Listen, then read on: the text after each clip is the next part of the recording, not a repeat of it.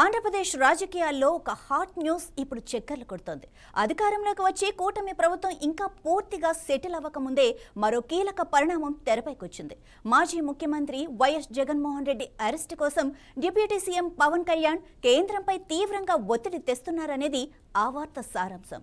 ఇటీవలే ఢిల్లీలో కేంద్ర హోంమంత్రి అమిత్ షాతో పవన్ భేటీ అయినప్పుడు ఈ అంశాన్ని ప్రస్తావించారని, దీనికి బీజేపీ అధిష్టానం నుంచి ఊహించని సమాధానం వచ్చిందని రాజకీయ వర్గాల్లో జోరుగా ప్రచారం జరుగుతోంది. ఇంతకీ ఈ ప్రచారంలో నిజమెంత? కేవలం రాజకీయ ఊహాగానమేనా, లేక దీని వెనుక బలమైన కారణాలున్నాయా? ప్రభుత్వం ఏర్పడిన తర్వాత గత ప్రభుత్వంలోని నేతలే లక్ష్యంగా దాడులు జరుగుతాయని చాలా మంది ఊహించారు. ఇప్పుడు ఆ ఊహాగానాలకు బలం చేకూరుస్తూ వైఎస్ జగన్ అరెస్టు అంశం తెరపైకి వచ్చింది. Deputy CM Pawan Kalyan, CM Chandrababu Naidu ఒత్తిడితోనే ఈ విషయాన్ని అమిత్ షా దగ్గర ప్రస్తావించినట్టు సమాచారం. జగన్పై చాలా కాలంగా ఉన్న సిబిఐ, ఈడీ అక్రమాస్తుల కేసులను తిరగదోడి ఆయన్ని అరెస్ట్ చేసేలా చర్యలు తీసుకోవాలని పవన్ కోరినట్టు తెలుస్తోంది.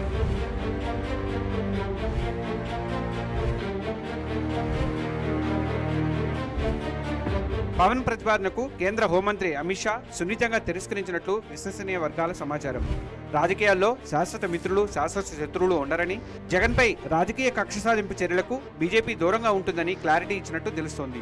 టీడీపీ మనకు తాత్కాలిక మిత్రుడైతే జగన్మోహన్ రెడ్డి దీర్ఘకాలిక మిత్రుడని, గతంలో కేంద్రానికి అవసరమైనప్పుడు వైసీపీ మద్దతు ఇచ్చిందని అమిత్ షా గుర్తు చేశారనే విశ్లేషణలు వినిపిస్తున్నాయి. చంద్రబాబుతో ఉన్న రాజకీయ వైరం కోసం బీజేపీ తన వైఖరిని మార్చుకోబోదని తేల్చెప్పినట్లు సమాచారం. ఈ మొత్తం సంభాషణ పవన్ కళ్యాణ్ స్వయంగా జనసేన కోర్ కమిటీ సమావేశంలో వెల్లడించడంతోనే ఈ లీక్ బయటకు వచ్చినట్లు చెబుతున్నారు.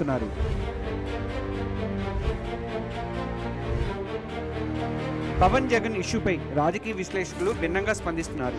ఇది కూటమిలో అంతర్గత ఒత్తిళ్లకు సంకేతమని కొందరంటుంటే, మరికొందరు మాత్రం ఇది వైఎస్ఆర్సీపీ చేస్తున్న తప్పుడు ప్రచారమని కొట్టిపారేస్తున్నారు.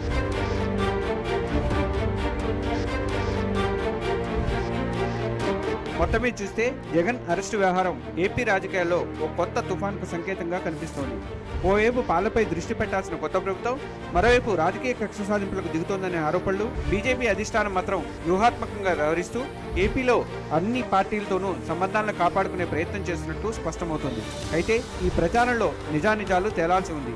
రాబోయే రోజుల్లో కూటమి ప్రభుత్వ వైఖరి, కేంద్రం తీసుకోబోయే నిర్ణయాలు ఏపీ రాజకీయ సమీకరణను ఎలా మారుస్తాయో చూడాలి.